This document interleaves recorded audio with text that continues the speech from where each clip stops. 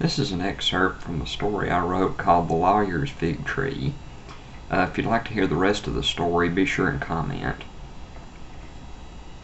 In the house of ill repute, anything and everything that can't go on under the light of day goes on.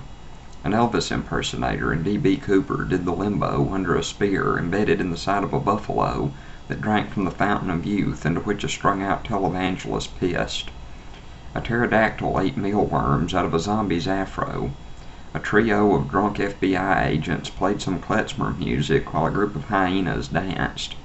At a booth in the back, a potential candidate for Senate shared a pizza with the four horsemen of the apocalypse. On the wall near the door hung the smelly, moldy insoles of dozens of corrupt media journalists that Darrell the Troll, the bar's bouncer, had mercilessly eradicated when they stuck their long, inquisitive noses inside to do exposés. Darrell was extremely ill-disposed, even by Troll standards, to the kinds of journalists who wrote stories about how the president had single-handedly fought off a Siberian tiger and a platoon of terrorists to defend an orphanage from their wicked onslaught, when he knew damn good and well that the tiger had selflessly put his own endangered hide on the line to protect the small unfortunate children from political campaign contributors driving bulldozers. Not terrorists of the Islamic extremist school of terror, but terrorists of the Captain of Industry, Masters in Business Administration school of terror.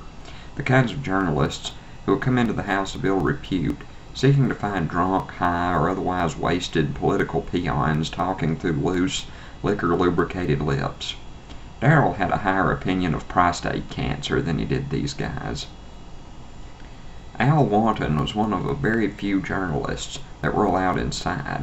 This was Al's element, covering just about anything that didn't fall under current events, sports, home and garden, obituaries, or classifieds. This usually meant supernatural, paranormal, weird, deviant, demonic, and otherwise unspeakable stuff, which no one really believed but enjoyed reading nonetheless. This disbelief of the public was Al's very ticket inside.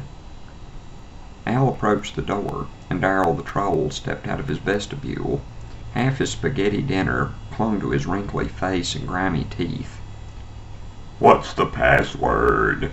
Darrell spoke his malevolent breath into the air. Rather than tomatoes and oregano and garlic, Darrell's breath smelled more like a cross between a paper mill and a pig farm, and it always smelled that way, no matter if Darrell had been eating chicken pot pie, pumpkin pie, pizza pie, or people pie. "What be going on the half shell?" The password changed every few weeks, but Al always got the notice. He had friends on the inside. Near the back of the bar, behind the booth, were a pair of Wendigo insurance salesmen and a goblin street urchin, debauched a soprano from the Mormon Tabernacle Choir, sat Mr. Grumbly, Al's publisher. "Al, you late. Where have you been?" Been scrubbing my sink, Mr. Grumbly.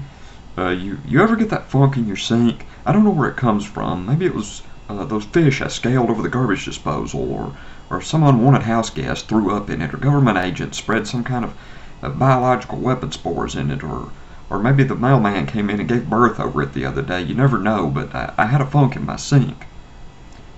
"Al, you've got to learn to get to the point. Anyway, I've got a story for you. Do you remember Reverend DeKite from a few months ago?" Yeah, the Methodist preacher that belongs to the cult of the Sharp thing. Well, he called the other day. Sharpies have been disappearing and nobody knows why. Maybe some kids have been stealing them. I know when I was a kid, I really liked to steal some Sharpies and go sit in the closet and sniff them. That explains a lot, but I'm talking about the nickname for the members of the cult of the Sharp thing. You can help the Rev if you want to, but I expect a story on my desk by this time next week. Have you got any leads? Reverend DeKite told me to come here and watch a zombie. Maybe he knows something. He wasn't specific.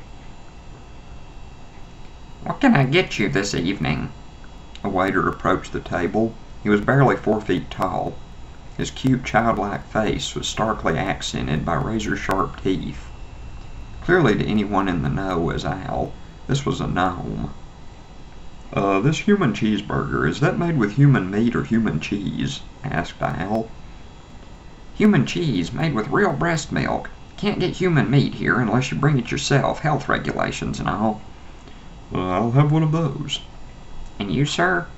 Mr. Grumbly held his glasses out in front of his nose, trying to see in the dimly lit house of ill repute. Just bring me a club sandwich, and don't put anything weird or any pickles on it. Yes, sir, I'll have your food out directly. The gnome waiter took off to the kitchen. In the meantime, I suspect you should be talking to that zombie.